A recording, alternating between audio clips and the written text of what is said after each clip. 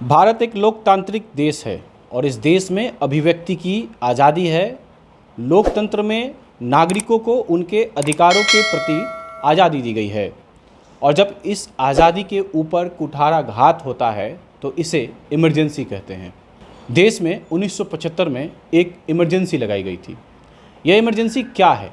आज के जो नौजवान हैं वे नहीं जानते कि इमरजेंसी क्या है। आज देश में अभिव्यक्ति की आज़ादी की बातें होती हैं, देश में नागरिक अधिकारों की भी बातें हो रही हैं, लेकिन इस देश में 1974 में नागरिकों के अधिकारों का हनन हुआ और 75 में इमरजेंसी लगा दी गई। जनता ने सरकार की खिलाफत की और उस खिलाफत से घबराए सरकार ने इमरजेंसी की घोषणा कर दी।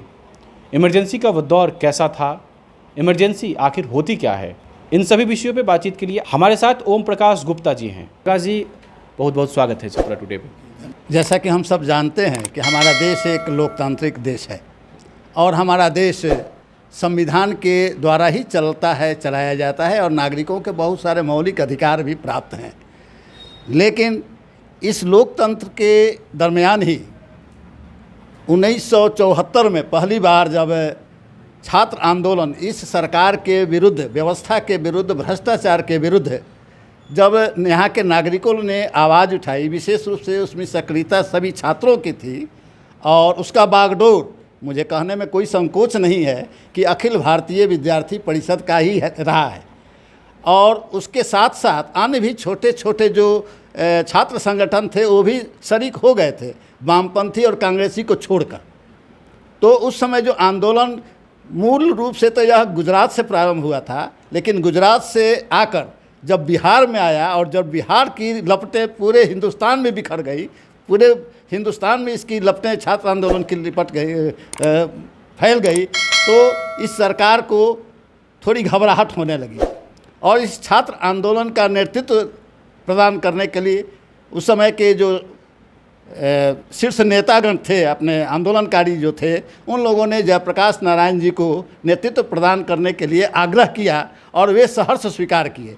और जयप्रकाश जी के नेतृत्व में 1974 में इतनी भयानक छात्र आंदोलन उभरा जो इस सरकार के घबराहट का मूल रूप का कारण बनी। इसी दरमियान 12 जून 1975 को इंदिरा जी के चुनाव को रद्द करने के लिए इलाहाबाद हाई कोर्ट ने अपना फैसला सुना दिया। अपने चुनाव को रद्द होने की स्थिति में इंदिरा जी बुरी तरह तिलमिला गई थी। एक तो छात्र आंदोलन से घबराई हुई थी, लेकिन इस हाई कोर्ट के निर्णय के कारण और भी ज़्यादा तिलमिला गई और 12 जून 1975 के इलाहाबाद हाई कोर्ट के निर्णय के बाद मात्र 13 दिन के बाद ही 25 जून 1975 को उन्होंने आपातकाल की घोषणा पूरे देश में कर दी। जिन लोगों ने भी इस आंदोलन का, उनके इस व्यवस्था का, इस आपातकाल घोषणा का विरोध किया, उसको उन्होंने एक एक चुन चुन कर उन्होंने जेल में ठूंसना बंद कर दिया, जेल में ठूंसना शुरू कर दिया है। यहाँ तक कि सैकड़ों की संख्या में हर शहर से लोगों को जेल में बंद किया गया। यहाँ का जो भी जेल था वो सब भर जाने की स्थिति में धर्मशाला को भी जेल का रूप प्रदान किया गया। उससे भी उन लोगों का मन नहीं भरा तो यहाँ से बहुत सारे आंदोलनकारी को यहाँ से भागलपुर भी भेजा गया। और उस छात्र आंदोलन के दरमियान 12 जून 1975 को हाई कोर्ट के निर्णय के बाद 25 जून 1975 को आपातकाल की घोषणा की गई। न्यायपालिका पर, विधायिका पर, कार्यपालिका पर ही नहीं, लोकतंत्र का जो चौथा स्तंभ मीडिया था उसका भी मुंह बंद कर दिया गया। उनके पास भी यह अधिकार अब नहीं रह गया था कि वह अपने मन मुताबिक कुछ छाप सके, लिख सके, क्योंकि उन लोगों के ऊपर बहुत सारे पत्रकार, बहुत सारे अखबार के संपादक भी जेल में बंद कर दिए गए थे। और इस प्रकार कार्यपालिका, विधायिका और यहाँ तक कि लोकतंत्र के जो चौथे स्तंभ है मीडिया को भी तबाह किया गया, मुंह बंद किया गया, उनको दबाया गया। फिर उसके बाद इतना ही नहीं, आपातकाल की घोषणा के पश्चात मात्र 1 महीना के अंदर संविधान में, जिस तरह आज लोग कहते हैं कि संविधान का हनन हो रहा है, संविधान को उखाड़ा जा रहा है, लेकिन मैं एक उदाहरण देना चाहता हूं उस आपातकाल स्थिति की कि आपातकाल की घोषणा के मात्र 1 माह के बाद ही 38वां संशोधन विधेयक लाया गया जिसके अंदर न्यायपालिका का यह अधिकार छीन लिया गया कि वह चुनाव की समीक्षा कर सकता है। जो उसको चुनाव की समीक्षा करने की जो अधिकार प्राप्त थे, उस अधिकार को छीना गया 38वें संविधान विधेयक के द्वारा। उसके तुरंत बाद 39वां जो संशोधन विधेयक आया, उसमें यह कहा गया कि प्रधानमंत्री के पद पर नियुक्त व्यक्ति के विरुद्ध भी न्यायपालिका समीक्षा नहीं कर सकती है, यानी न्यायपालिका के भी इस अधिकार को भी छीना गया। इसके बाद 1976 में 42वां संशोधन विधेयक भी आया, जिसमें भारतीय संविधान में पूरी तरह से आमूल-चूल परिवर्तन करने का एक इन्होंने काम किया। वो ये कि पहले संविधान में संप्रभु लोकतांत्रिक गणराज्य की बात कही गई थी। ये शब्द था संप्रभु लोकतांत्रिक गणराज्य। इस शब्द को हटाकर संप्रभु समाजवादी धर्मनिरपेक्ष गणराज्य की घोषणा की गई। इसमें समाजवादी और धर्मनिरपेक्षता शब्द को ज़बरदस्ती जोड़ा गया, और यह शब्द जोड़ने के पीछे उनकी मंशा सिर्फ इतना ही था कि धर्मनिरपेक्षता के नाम पर हिंदुओं को पीड़ित किया जाए और मुस्लिम को तुष्टिकरण के हिसाब से उनको खुश करने के ख्याल से धर्मनिरपेक्षता शब्द को जोड़ा गया। धर्मनिरपेक्षता का अर्थ हमारी दृष्टि से तो बहुत ही सुंदर है, लेकिन उसका जो क्रियान्वयन किया गया वह स्पष्ट रूप से इतना ही धर्मनिरपेक्षता का अर्थ उनके दृष्टि से हुआ कि हिंदुओं को पीड़ित करो और मुसलमानों को खुश करो। इस प्रकार यह सारी जो व्यवस्थाएं हुई, इससे ज़्यादा संविधान को ध्वस्त करने की, तोड़ने की दूसरा कोई उदाहरण हो ही नहीं सकता है। आजकल बातें हो रही हैं कि संविधान खतरे में है, और आप बता रहे हैं जिस तरह से कि कई संशोधन हुए, लगातार संशोधन होते रहते हैं, और 38वां जिसकी आपने यहाँ पे व्याख्या की, संविधान खतरे में है। और जो लोग कह रहे हैं कि संविधान खतरे में है, वही फिलहाल इमरजेंसी के दौरान उनके ही पार्टी के द्वारा इमरजेंसी लाई भी गई थी। अगर साधारण शब्दों में मैं आपसे पूछूं कि आज की जो पीढ़ी है, जो सोशल मीडिया पे बहुत एक्टिव है, अगर उसको बताना हो कि इमरजेंसी क्या थी और लोकतंत्र के लिए ये कितना घातक थी, और ये आप किस तरह से क्या कहेंगे? सही मायने में आपातकाल की जो स्थिति यहाँ पर जिस तरह से प्रतिपादित की गई या व्यवहार में लाया गया, वह लोकतंत्र के बिल्कुल प्रतिकूल है। आपातकाल की स्थिति उस 1962 में भी आपातकाल स्थिति लाई गई थी। आप लोगों को याद होगा कि 1962 में जब भारत और चीन के साथ युद्ध हुआ था, तो उस समय भी देश में आपातकाल की स्थिति लाई गई थी, लेकिन उसका उद्देश्य ये था कि हमारा देश एक दूसरे देश के साथ युद्ध कर रहा है। ऐसी स्थिति में बहुत सारे अधिकारों को थोड़ा नियंत्रित किया जाता है। वो राष्ट्र हित में होता है, वो देश हित में होता है। लेकिन 1975 का जो आपातकाल स्थिति था, वो नागरिकों के ही अधिकार को हनन करने का, उसके अधिकारों को छीनने का, मीडिया का, कार्यपालिका का, विधायिका का, इनके अधिकारों को छीनने का जो काम किया गया, यह लोकतंत्र के बिल्कुल प्रतिकूल की बात है। आज जो बातें हो रही हैं कि संविधान खतरे में है, आप किस तरह से देखते हैं? आप वरिष्ठ पत्रकार भी हैं, वरिष्ठ नागरिक भी हैं, आप कई संगठनों से जुड़े हुए हैं, किस तरह से देखते हैं कि संविधान खतरे में है? इस विषय को जो विपक्ष कहता है, जो राजनीतिक पार्टियां कहती हैं।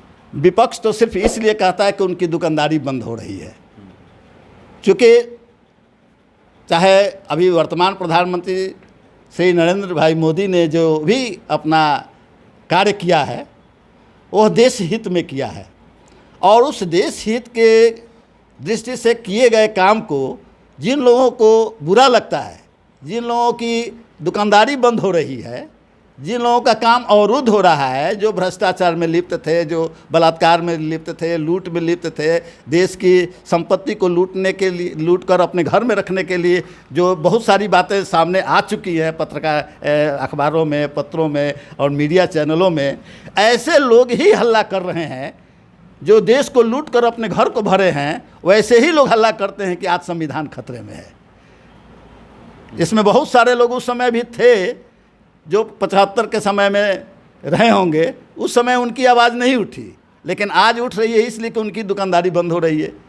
वो जो चाह रहे हैं वो नहीं पूरा हो रहा है। मेरे बड़े भाई बद्री प्रसाद गुप्ता जी, इनके प्रेस में, अपने प्रेस में भी अपना ये आंदोलन का एक नोटिस छप रहा था कि यदि जयप्रकाश नारायण गिरफ्तार हो जाए तो आपको क्या करना है। इसी शीर्षक से एक नोटिस छप रहा था। पता नहीं कैसे पुलिस को पता चला, तो पुलिस ने छापा मारा, तो भैया तो पीछे से निकल के उस समय भाग गए, लेकिन नोटिस प्रिंटिंग मशीन पर छपता हुआ उन लोग रिकवर किए और हमारे प्रेस को भी उन लोगों ने सील किया। और भैया को गिरफ्तार करने के लिए कई बार पुलिस आई, लेकिन अब देखा गया कि अब बहुत परेशानी हो रही है, तो एक बार आए तो उनको हैंड ओवर कर दिया गया और उनको भी जेल लिए। मैंने कई महीना तक वो भी जेल में रहे। मैं आंदोलन में सक्रिय था, लेकिन सब लोग जेल ही चले जाएंगे, पिताजी भी जेल और बड़े हम तो लोग विद्यार्थी थे। तो हमारा एक अपना विचार था कि हम आंदोलन का काम तो करेंगे, लेकिन भूमिगत होकर करेंगे, हम जेल नहीं जाएंगे। और हम जो भी काम किए वो भूमिगत होकर ही आंदोलन का काम करते रहे। हम जेल नहीं गए, हमारे बड़े भाई गए, हमारे पिताजी गए, चूँकि घर में वही गार्जियन थे। उस समय तो हम छोटे विद्यार्थी थे। जैसा कि इन्होंने बताया कि इमरजेंसी के दौरान लगातार नागरिक अधिकारों का हनन हुआ और जो नागरिक स्वतंत्रता थी, भारत लोकतांत्रिक देश है और लोकतंत्र में बोलने की आज़ादी है, अभिव्यक्ति की आज़ादी है, उसका भी हनन हुआ और उसको रोका गया। और कहीं ना कहीं एक बड़े आंदोलन को दबाने के लिए इस देश में इमरजेंसी लगाई गई थी। इन सब विषयों पे बात करने के लिए हमारे साथ इस वक्त वरिष्ठ अधिवक्ता अंगूत्री प्रसाद जी हैं। इमरजेंसी इसलिए लगाया गया कि यहाँ के सरकार के विरोध में आवाज़ उठाने वाले को दबाया जाए और उसके तहत आवाज़ दबाकर अपनी बात को मनवाने के लिए ये इमरजेंसी लगाया गया, जिसमें देश के बड़े बड़े लोगों को उसमें उसके पूर्व बंद कर दिएगा और 25 जून के रात में यहाँ आपातकाल घोषित कर और इमरजेंसी लगाया गया। और उसमें आप इमरजेंसी लगाकर सरकार के विरुद्ध कोई बोल नहीं सकता था। यहाँ तक छपरा का एक उदाहरण है, किसी क्रम में एक व्यक्ति ने ऐसे ही पारिवारिक में नाम ले लिया कि इंदिरा गांधी के बाद कौन और फलाना के बाद कौन, राहुल गांधी का तक नाम लिया, तो उसको इमरजेंसी में मीशा में यहाँ गिरफ्तार करके उसको अंदर कर दिया गया था। और एक इमरजेंसी में ये लगाकर लोगों के अभिव्यक्ति पर पूर्ण रूप से विराम लगाने का काम किया गया था। और अपने आप में ये जो इमरजेंसी था, काला दिन था कि आप अपनी बातों को सरकार के विरुद्ध कोई बात नहीं कर सकते हैं। आजकल जो है वो संविधान बचाने और अभिव्यक्ति की स्वतंत्रता की बातें हो रही हैं, तो ऐसे में आप इमरजेंसी के काल को किस तरह से देखते हैं कि उस समय कैसे अभिव्यक्ति की आज़ादी पर जिस तरह से आपने कहा कि एक तरह से रोक लगा दी गई थी, तो फिर उस दौर में किस तरह से था, माहौल क्या था, कैसा था? 42 बार इंदिरा गांधी के समय में संविधान का संशोधन किया गया। आज वही लोग संविधान नहीं बच पाएगा, ये हो जाएगा, ऐसा हो जाएगा, जिनको संविधान की कोई जानकारी नहीं है, आज वही लोग संविधान की बचाने के दुहाई कर रहे हैं, जिनको संविधान का कहीं ABCD कुछ मालूम नहीं है। संविधान जब यहाँ हुआ है और जितना संविधान में संशोधन हुआ है, कांग्रेस के समय में ही संविधान में समय 80 बार संविधान में संशोधन किया गया कांग्रेस के राज में। आप वरिष्ठ अधिवक्ता भी हैं। मौलिक अधिकार, नागरिक अधिकार और इस तरह के हनन की बातें आजकल कही जाती हैं। इमरजेंसी के दौरान आंदोलन से लेकर और पूरे इमरजेंसी जब लागू हो गया, आपको क्या लगता है किस तरह से इसका हनन हुआ? उसमें सभी लोग को अपने जो नागरिक स्वतंत्रता थी ख़त्म कर दी गई थी। आप सरकार के एक लाइन अगर कहीं आप विरोध में बोलेंगे तो आप पर मीशा के अंतर्गत या DIR के अंतर्गत आपको बंद कर दिया जाता था। आवाज़ किसी तरह से दबाया जाए, इसी का प्रयास किया गया। और इमरजेंसी जो था अपने भारत के लिए कलंक था। इमरजेंसी के पहले जो आंदोलन शुरू हुआ, आखिर आंदोलन का कारण क्या था? क्यों इमरजेंसी जैसे हालात हुए? इमरजेंसी के हालात इस अर्थ में हो गई कि यहाँ पर सरकार दिनों दिन देख रहे कि हमारे विरोध में लोग खड़े होते जा रहे हैं। तब उन्होंने सोचा कि अब इसको इमरजेंसी लगा कर ही बातों को दबाया जाए और दबाकर रखा जाए और सरकार के पक्ष में लोग बोलें। लेकिन उसके बावजूद भी लगता था भीतर सब लोग सरकार के एकदम विरोध में खड़े थे। वही लोग जो थोड़ा आगे बढ़कर अपनी बातों को कहते थे, उनको अंदर कर दिया जाता। इमरजेंसी की यही गाथा थी। अच्छा, इमरजेंसी के दौरान लोग कहते थे कि एक आंदोलन, बड़ा आंदोलन हुआ, लेकिन उस समय सोशल मीडिया का दौर नहीं था, तो आखिर कैसे इतना बड़ा आंदोलन खड़ा हो गया? ये मतलब आजकल लोग कहते हैं कि सोशल मीडिया है, इस कारण से कोई आंदोलन खड़ा हो जा रहा है, लेकिन उस दौरान सोशल मीडिया नहीं था और लोगों का जो तंत्र है बातचीत करने का वो इतना विकसित नहीं था, तो फिर कैसे इतना बड़ा आंदोलन खड़ा हुआ? ये आंदोलन खड़ा हुआ उस समय कि उस समय ये मीडिया के उतना प्रचार प्रसार नहीं था, लेकिन बंडल कुछ आते थे जिसमें समाचार आते थे, जिसे हमारे पास आया और हमने दूसरे जगह इसको वितरित कर दिया गया। फिर उनके जिनके पास गए वो दूसरे लोगों को वितरित करते गए। वैसे करते करते एक बात और एक समाचार जो पत्र लुके छिपे छपता था और सब लोग के पास वही पहुंचता था और वही प्रचार प्रसार का एक माध्यम था। पोस्टर भी इमरजेंसी में हम लोग ने साटा है और वैसे ऐसे में साटा था कि एक बार हम लोग पूरा ग्रुप हम लोग का निकल के हुआ कि मेन रोड पर था उसमें कि संघर्ष जारी रहेगा, इस बात का पोस्टर साटते हम लोग साटते चल रहे थे और तब तक किसी ने कहीं सूचना दे दिया, तब तक पुलिस आकर अब देख रही कि चारों तरफ ये संघर्ष जारी रहेगा पोस्टर, तब हम लोग को खोजने लगे। खैर हम लोग पकड़ में नहीं आए, लेकिन हमेशा हम लोग सक्रिय रहे और यही प्रचार प्रसार का माध्यम उस समय भी था।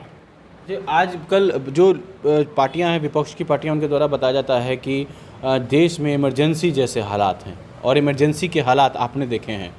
क्या आपको लगता है कि इसकी कोई तुलना, जो विपक्ष जो आरोप लगा रहा है, इस तरह की कोई तुलना हो रही है, अभी हो सकती है?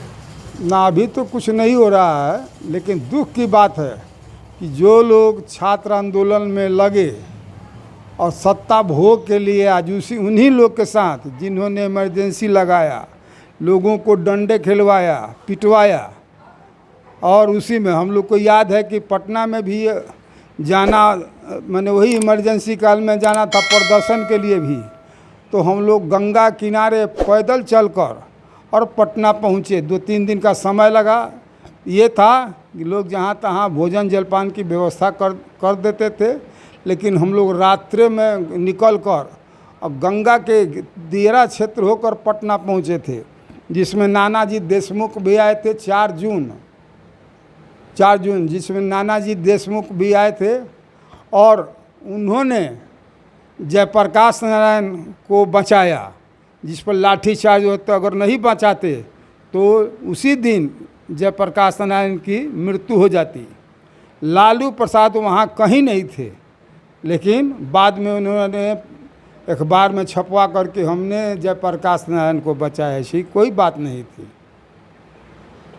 उसमें इलिस्ट्रेट वीकली में भी निकला हुआ था फोटो, जिसमें अपने हाथ पर, जिसमें नानाजी देशमुख का हाथ टूट गया था, उसी में लाठीचार्ज में, और उन्होंने नानाजी को, जयप्रकाश नारायण को बचा दिया। हमारे साथ फिलहाल वेद प्रकाश जी हैं। इमरजेंसी के दौरान काफ़ी सक्रिय थे और अपने जो विद्यार्थी जीवन है उसमें इन्होंने इमरजेंसी को देखा था। और इमरजेंसी क्या है, आज के लोग को अगर आपको समझाना हो कि इमरजेंसी क्या है तो क्या बताएंगे? इमरजेंसी पीरियड में पहले तो उसके पहले से छात्र आंदोलन तो चल ही रहा था, तो इमरजेंसी के पीरियड में यहाँ लगभग सारे जो कांग्रेस के विरोधी पक्ष के लोग थे उन्हें अरेस्ट करना शुरू हो गया, जिसके कारण जो है काफ़ी आर्थिक प्रभाव पड़ा सभी लोगों के परिवारों पर। उसी क्रम में जो है ये आंदोलन उग्र होता गया। इस जयप्रकाश नारायण के नेतृत्व में 5 जून 1974 का जब पटना में रैली हुआ, उस रैली में मैं भी गया था। वहाँ पर एक पुलिस का लाठीचार्ज भी हुआ, जिसमें जयप्रकाश जी का सर भी फूटा हुआ था। ये सब मेरे आंखों के सामने हुआ था। उस जुलूस में मैं भी था। वहाँ से लौट के यहाँ आया तो आंदोलन काफ़ी माने उग्र हो चुका था। इस बीच में जो है इमरजेंसी के बीच में एक बार ये रिमर उठ गया कि जयप्रकाश नारायण को शायद उनकी मृत्यु हो गई। वो कौन चीज़ एथी पर थे, डायलिसिस पर थे, तो मृत्यु हो गई। उसमें जो है छात्र काफ़ी उग्र हो करके जुलूस निकल गया। पुलिस यहीं हम लोग के मोहल्ले में एक पुलिस अड्डा है, उसके हवलदार थे। तो ये लोग काफ़ी आग्रह किए कि भाई आंदोलन में किसी तरह का आम लोगों को क्षति न पहुँचे। उसमें हम लोग काफ़ी सक्रिय थे। विद्यार्थियों को काफ़ी कंट्रोल किए कि भाई किसी तरह का हंगामा ना हो, पुलिस को किसी तरह से माने कोई तंग न करे। छात्र बहुत ज़्यादा उग्र थे। और इसी क्रम में जो है एक बार ऐसा हुआ, नगर पालिका चौक पर जहाँ राजेंद्र जी का स्मारक बना हुआ है, वहाँ एक 25 नया पैसे का जेपी का आह्वान पत्रिका एक आया था, पंपलेट था, वो लोगों में वितरण करने के लिए। आंदोलन को चलाने के क्रम में मैंने कुछ अर्थ भी संचित हो, तो 25 नया पैसा का था, जिसमें हम लोग काफ़ी सक्रिय थे। उस पत्रिका को वहाँ से लोगों के हाथों हाथ सेल कर रहे थे। शहर के काफ़ी ऊंचे ऊंचे नगर पालिका चौक के भी दीवार पर जो है वोट फॉर जेपी ये सब जो लिखा हुआ आप उस समय जो देखे होंगे, ये सब मेरे हाथों का लिखा हुआ था। वोट फॉर जेपी, सन 77 की ललकार, जनता पार्टी की हो सरकार, थी 888 वोल्ट एक खोपड़ी का थी दे करके, इंदिरा वोल्ट वैसे लिख करके हम सिंहासन खाली करो कि जनता आती है, इस तरह नारा जो है दीवार पर लिखने का काम मैं खुद किया अपने जमात के साथ। 3 दिन का जो है बंदी रखा गया छपरा में, उस बंदी को भी सफल कराने में हम लोग काफ़ी सक्रिय थे। ये सब 74 के दरमियान की ही बात है। 74 से शुरू होते होते 75 इमरजेंसी में भी ये सब हम लोग किए। हम तो यहाँ तक यही चीज़ लिखने के क्रम में एक होटल हुआ करता था, एसडीओ कोर्ट के सामने जो गेट है, उस जो थी रजिस्ट्री ऑफिस के मैंने जो थी के क्या नाम है, एसपी के कोठी के तरफ आने के लिए गेट है, उसके गेट के नज़दीक ही होटल था। तो हम लोग रात में ये सब दीवार पर लिखने का काम कर रहे थे। तो अपने जमात के साथ हम लोग थे, ठंडा का मौसम था, हम लोग दीवार फांदे तो स्टेट बैंक का एक वहाँ अंदर में स्टेट बैंक था, उसका जो नाइट गार्ड था, वहाँ से वो आवाज़ दिया। हमको जब देखा वो कि कोई कूदा है दीवार से, हमारा ध्येय था दीवार पर लिखना, लेकिन हमको ये पता नहीं था कि गार्ड ऐसा भी कर सकता है। तो गार्ड हमको काफ़ी ज़ोर से बोला होल्ड, लेकिन ये चीज़ हमारे दिमाग में पहले से था कि हमारे बड़े भाई बद्री प्रसाद जी एक बार ऐसा घटना का जिक्र किए थे। इसी तरह का घटना यहाँ के हवाई अड्डा पुलिस जो थी है, बैरक है, वहाँ पर इन लोगों के साथ भी एक घटना हुआ था जिसमें यह वाक़या हुआ था। तो ये लोग भी हॉल्ट का जवाब हाथ दोनों उठा करके दिए थे, तो जान बचा था। तो हम भी वहाँ पर दोनों हाथ उठा दिए। एक हाथ में हमारे घेर घोड़ा हुआ घेर था, ब्रश एक लकड़ी का बनाए हुए थे, दातून का, उसी से हम दीवार पर लिखते थे। तो नज़दीक आया और हमको बोला, बहुत काफ़ी डांटा भी। दीवार से फिर हम लोग लौटे, फिर नगर पालिका चौक, थाना चौक, चारों तरफ घूमते घूमते दीवार पर लिखते हुए हम लोग फिर वापस आए। हम लोग काफ़ी सक्रिय थे आंदोलन में। आंदोलन के बाद जो इमरजेंसी लगा, आज के जो नवयुवक हैं उनको अगर समझाना हो, जब इमरजेंसी के 50 साल पूरे हो रहे हैं, ऐसा देश के प्रधानमंत्री ने भी अपने उद्बोधन में कहा कि 50 साल इमरजेंसी के हो गए, तो आज आम भाषा में अगर आज के नौजवानों को समझाना हो कि इमरजेंसी क्या था, तो कम शब्दों में आप क्या कहेंगे? कम शब्दों में यही कहेंगे कि इमरजेंसी तो लगना नहीं चाहिए। इस इमरजेंसी से काफ़ी लोग प्रभावित होते हैं। कोई भी माने अपने अधिकार का माने नागरिक अधिकार का सदुपयोग नहीं कर सकता है। जो भी होगा वो शासन के अधीन ही होगा। काफ़ी उसमें जो है प्रशासन जो है सख्त हो जाती है, उदंड भी हो जाती है, लोगों को माने बिना कोई कारण से जेल में डाल सकती है। अच्छा, अभी कहा जाता है कि नागरिक अधिकारों का हनन हो रहा है और इमरजेंसी जैसे हालात हैं, क्या आपको ऐसा कुछ लगता है? नहीं, एकदम गलत बात है, कोई इस तरह की बात नहीं है। इमरजेंसी जितना खतरनाक था उतना तो कोई जो उस समय उस पीरियड के लोग होंगे वही अनुभव बता सकते हैं। देखिए, स्थिति तो यह थी कि लोकतांत्रिक देश है, हम लोग शुरू से संघ से जुड़े हुए व्यक्ति हैं, तो सरकार कांग्रेस की थी तो विरोधी तो थे ही, लेकिन व्यवस्था एक लोकतांत्रिक चल रही थी। आंदोलन होते थे, जुलूस निकलते थे। इसी क्रम में 1974 में किसी कारण से एक छात्र आंदोलन शुरू हो गया और धीरे धीरे सरकार की नीतियों के कारण वो उग्र होता चला गया। छात्रों की बात नहीं मानी जा रही थी, वो बढ़ता चला गया। शुरू में तो कोई भी व्यक्ति उसमें न राजनीतिक दल थे और न सामान्य व्यक्ति लिप्त नहीं था, लेकिन जब बढ़ने लगा तो स्वाभाविक रूप से हम लोग भी आ गए और राजनीतिक दल भी अब अपनी रोटी सेंकने के लिए उसमें शामिल हो गए, लेकिन वो कंट्रोल हो नहीं रहा था। राजनीतिक दल वालों का कोई वर्चस्व छात्रों पर नहीं चल रहा था। उस क्रम में एक तय हुआ था कि यह दिशा विहीन हो जा सकता है आंदोलन बिना नेतृत्व के, तो एक नेतृत्व की खोज की जाए। तो विचार विमर्श के बाद ये तय पाया गया कि आज़ादी के आंदोलन में सक्रिय भाग लेने वाले महात्मा गांधी के साथ काम करने वाले व्यक्ति जयप्रकाश नारायण आज भी मौजूद हैं, उनसे बात की जाए। लोगों ने की। उनकी शर्त थी कि अगर एक दिन भी हिंसा हो गई तो मैं इस आंदोलन से हट जाऊंगा। तो लोगों को 1942 का आंदोलन याद पड़ गया जब गांधी जी ने विद्रोह कर लिया था।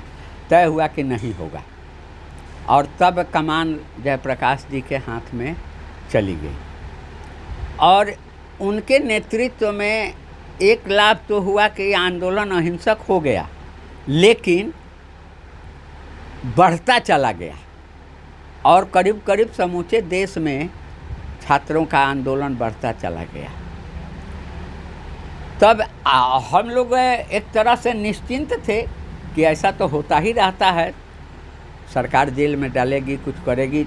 जेल में डाला भी गया था, फिर एक हफ्ता के बाद छोड़ा भी गया था।